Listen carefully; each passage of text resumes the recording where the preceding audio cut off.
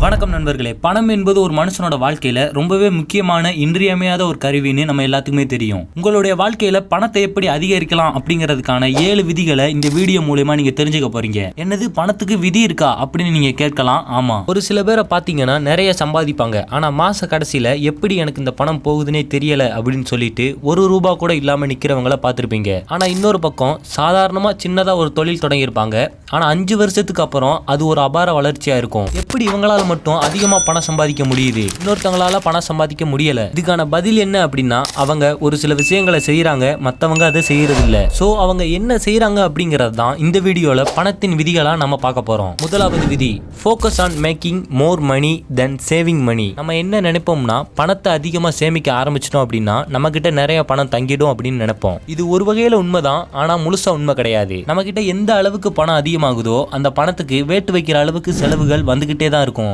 So நீங்க என்ன பண்ணணும் அப்படின்னா, அதிகமா பணத்தை சேமிக்கணும் அப்படிங்கறத விட நாம அதிகமா பணத்தை சம்பாதிக்கணும் அப்படிங்கிற அந்த விஷயத்துக்கு முக்கியத்துவம் கொடுக்கணும். எப்படி நான் அதிகமா பணத்தை சம்பாதிக்க முடியும் அப்படின்னு நீங்க கேட்கலாம். அதான் இரண்டாம் விதி, don't chase money attract money. பணத்தை தேடி பணம் பின்னாடி ஓடாதீங்க, பணத்தை உங்களை நோக்கி ஈர்க்க வைங்க. சோ இதுக்கு என்ன அர்த்தம் அப்படின்னா, பணம் அதிகமா உங்களை நோக்கி வர்ற அளவுக்கு நீங்க உங்களுடைய தகுதிகளை உயர்த்தணும் அப்படின்னு அர்த்தம். ஒரு சில பேரை பாத்தீங்கன்னா, ஒரு சில பேச்சாளர்கள் வந்து ஒரு நாளைக்கு ₹1,00,000 சன்மானம் வாங்கக்கூடிய பேச்சாளர்கள் இருக்காங்க. நான் சொல்றது வெளிநாடுகளை பத்தி இல்ல, தமிழ்நாட்டிலேயே ₹1,00,000 3 மணி நேரத்துக்கும் 4 மணி நேரத்துக்கும் வாங்கக்கூடிய பேச்சாளர்கள் இருக்காங்க. இதுக்கான காரணம் என்னன்னு பாத்தீங்கன்னா, அவங்க வந்து ஒரு பிராண்ட் நேமை வந்து கிரியேட் பண்ணி வச்சிருப்பாங்க. ஒருத்தவங்களோட பேரை கேட்டாலே அவங்க வந்து மிகப்பெரிய பேச்சாளர், அவங்க கிட்ட சம்திங் ஏதோ ஸ்பெஷல் இருக்கு அப்படின்னு சொல்லிட்டு அவங்கள வந்து நிறைய மீட்டிங்ஸ் வந்து பேச கூப்பிடுவாங்க. சோ இந்த பிராண்ட் நேம் அப்படிங்கிற இந்த காரணத்தினால அவங்களோட மதிப்பு உயர்வாக இருக்கும். இந்த மதிப்பு உயர்வா இருக்கிறதுனாலயே அவங்க அதிகமா சார்ஜ் பண்ணிட்டு இருக்காங்க.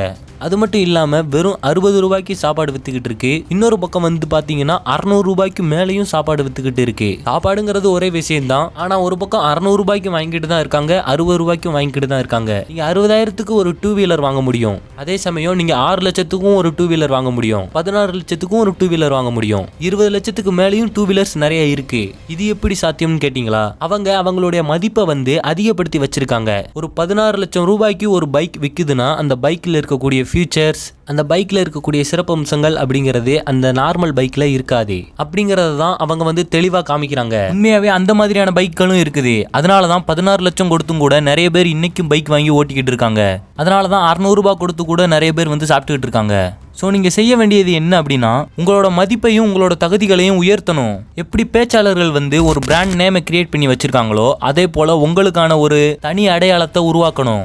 அதுக்கு பேசிக்காக உங்களுக்கு தெரிஞ்சிருக்கிற அறிவு திறமைகளை தாண்டி நீங்கள் உங்களுடைய தனித்திறமைகளையும் தனித்தன்மைகளையும் வெளிப்படுத்த ஆரம்பிக்கணும். அதுக்கு நீங்கள்லாம் முக்கியத்துவம் கொடுக்கணும். அந்த விஷயத்தை செய்யணும் அப்படின்னா நீங்கள் 3வது விதியை ஃபாலோ பண்ணணும். The more you learn, the more you earn. நிறைய பேர் என்ன பண்ணுறாங்க அப்படின்னா, காலேஜ் படித்து முடிச்சதுக்கப்புறம் நான் எல்லாமே கற்றுக்கிட்டேன், நான் படிச்சுட்டேன் அப்படின்னு சொல்லிட்டு அவங்க கத்துக்கிறத நிப்பாட்டிடுறாங்க. அதனால என்ன நடக்குது அப்படின்னா, நான் லேர்ன் பண்ணிட்டேன் அப்படின்னு சொல்லிட்டு எனக்கு என்ன தெரியுமோ அந்த ஒரு விஷயத்தை மட்டுமே வச்சு சம்பாதிக்க ஆரம்பிக்கிறாங்க. அதை மட்டுமே வச்சு வாழ்க்கையை ஓட்ட ஆரம்பிக்கிறாங்க. இது மட்டும் போதாது ஃப்ரெண்ட்ஸ், இன்னும் எக்கச்சக்கமான விஷயங்கள் இருக்கு. இன்னைக்கு இன்டர்நெட் அப்படிங்கிற இந்த ஒரு கருவியை வந்து ஒரு டூலா மட்டுமே பயன்படுத்தி நீங்க நிறைய அறிவுகளையும் நிறைய திறமைகளையும் பெற முடியும். இந்த வீடியோ மூலமா கூட நீங்க ஒரு சில விஷயங்களை கத்துக்கிட்டு தான் இருக்கீங்க. நீங்க எதை கத்துக்கணும் அப்படிங்கறத முதல்ல தெரிஞ்சு கத்துக்கிட்டாதான் உங்களோட தகுதிகளை நீங்க உயர்த்த முடியும். சரி, அதை எப்படி கத்துக்கிறதுன்னு நீங்க கேட்கலாம். சிம்பிளா ஒரே ஒரு எக்ஸசைஸ் மட்டும் நான் கொடுக்குறேன். இதை வந்து இனிமே ஃபாலோ பண்ணி பாருங்க. அது என்ன அப்படின்னா, ஏதாவது ஒரு டாபிக் எடுத்துக்கோங்க. இப்போ உதாரணத்துக்கு how to make money online அப்படின்னு எடுத்துக்கலாம், how to create YouTube channel அப்படின்னு எடுத்துக்கலாம், எதுவா வேணாலும் எடுத்துக்கலாம். அந்த டாபிக்கை யூடியூப்ல போய் சர்ச் பண்ணுங்க. அதுல என்னென்ன வீடியோ ஷோ ஆகுதோ அத்தனை வீடியோவும் முதல்ல உட்காந்து பொறுமையா பாருங்க.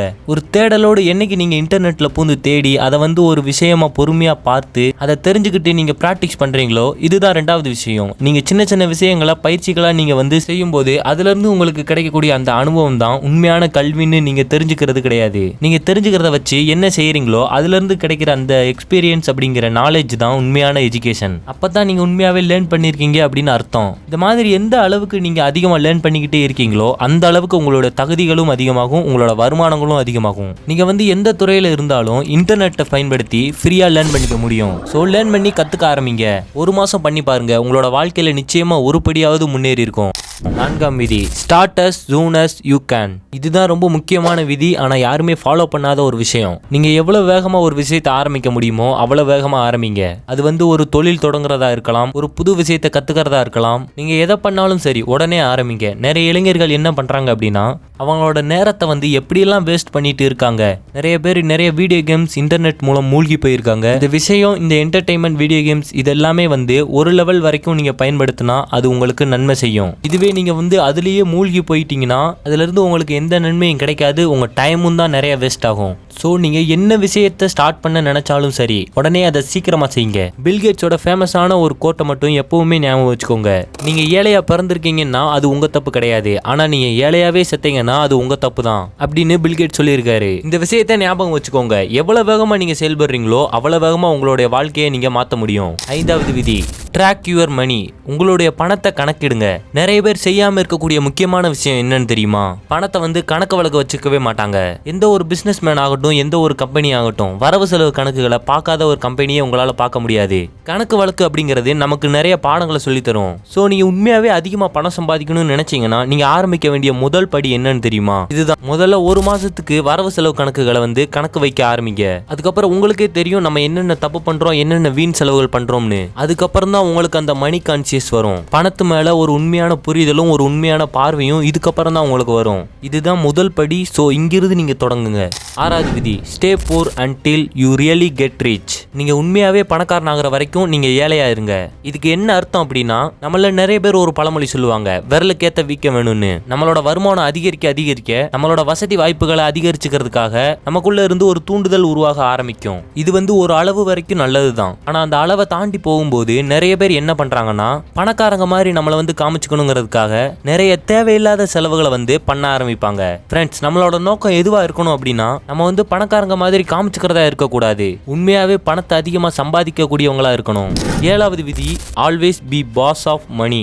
எப்பவுமே பணத்துக்கு நீங்க முதலாளியா இருக்கணும். ஒரு பழமொழி ஒன்று சொல்லுவாங்க, பணம் அப்படிங்கிறது ஒரு நல்ல வேலைக்காரன், ஒரு சிறந்த வேலைக்காரன், ஆனா ரொம்ப மோசமான ஒரு முதலாளின்னு. இதுக்கு என்ன காரணம் அப்படின்னா பணம் உங்களை ஆட்டி வைக்க ஆரம்பிச்சிருச்சு அப்படின்னா ரொம்ப கஷ்டம். அதனால தான் நீங்க பணத்தை கட்டுப்படுத்தணும். நீங்க என்ன சொல்றீங்களோ அந்த மாதிரி உங்களோட பணம் கேட்கணும். இன்னைக்கு நிறைய பேர் என்ன பண்ணுவாங்க அப்படின்னா அவங்களோட அவசரத்தனத்தினாலேயோ இல்லைன்னா அவங்களோட தேவைகளை கொஞ்ச நாள் கட்டுப்படுத்த முடியாத ஒரு குணத்தினாலேயோ நிறைய பேர் இன்னைக்கு கிரெடிட் கார்டு, இஎம்ஐ அப்படிங்கிற விஷயங்கள்ல போய் மாட்டிக்கிறாங்க. இதுக்கப்புறம் என்ன நடக்குது அப்படின்னா அவங்க வாங்கின அந்த கடனுக்காக நிறைய பேர் திரும்ப திரும்ப பணம் சம்பாதிக்கணும் அப்படிங்கிற நிலைமைக்கு உள்ளாகுறாங்க.